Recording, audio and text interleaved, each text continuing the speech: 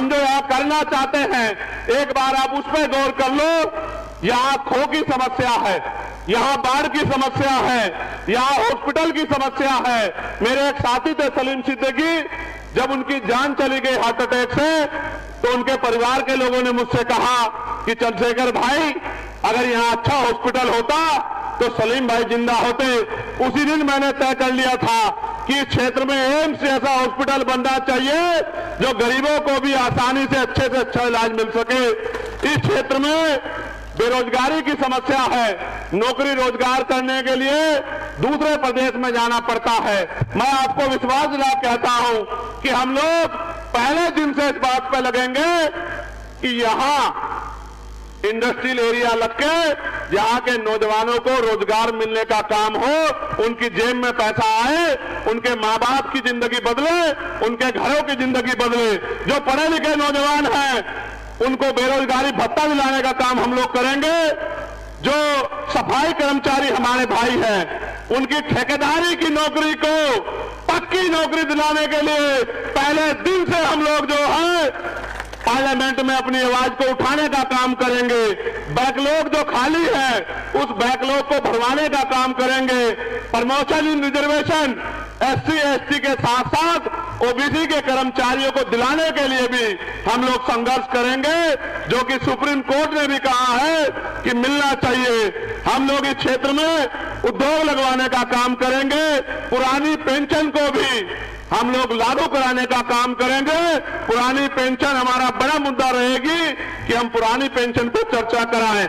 महिलाओं के लिए जो आपको पेंशन मिलती है 500 रुपए, विधवा विकलांग वृद्धा, इस पेंशन को बढ़वा के 5,000 रुपए कम से कम पेंशन माँ बहनों को दिलाने का काम करेंगे।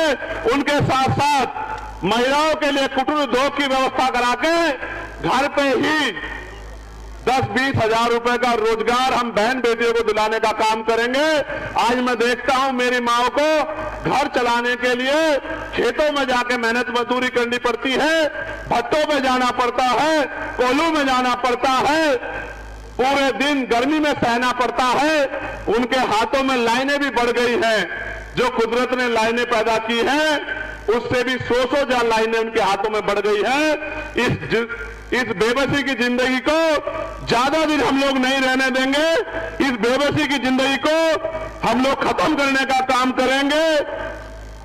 एक बड़ी समस्या नगर निगम में जो ठेकों की है, उस पर मैं पहले ही कह चुका हूं कि समान काम समान वेतन हम लोग लागू कराने का काम करेंगे। अब मेरी बात पे आप गौर करो। जब इस देश में नेताओं को, अधिकारियों को पुरानी पेंशन मिलती है, तो कर्मचारियों को भी पुरानी पेंशन का लाभ मिलना चाहिए, नहीं मिलना चाहिए? आप लोग बताओ, दोनों हाथ उठा के बताओ, मिलना चाहिए नहीं मिलना चाहिए? जो 500 रुपए पेंशन मिलती है महिलाओं को, 500 रुपए में अच्छा जूता भी नहीं आता, क्या उनकी पेंशन 5,000 रुपए होनी चाहिए नहीं होनी चाहिए? बताओ। आशा कार्यकर्ता को, आंगनबाड़ी कार्यकर्ता को, भोजन माता को, मैं गांव में गया था, मेहताब का गांव है वो, एक बहन मुझे वहां मिली, उसने कहा बहुत कम वेतन मिलता है।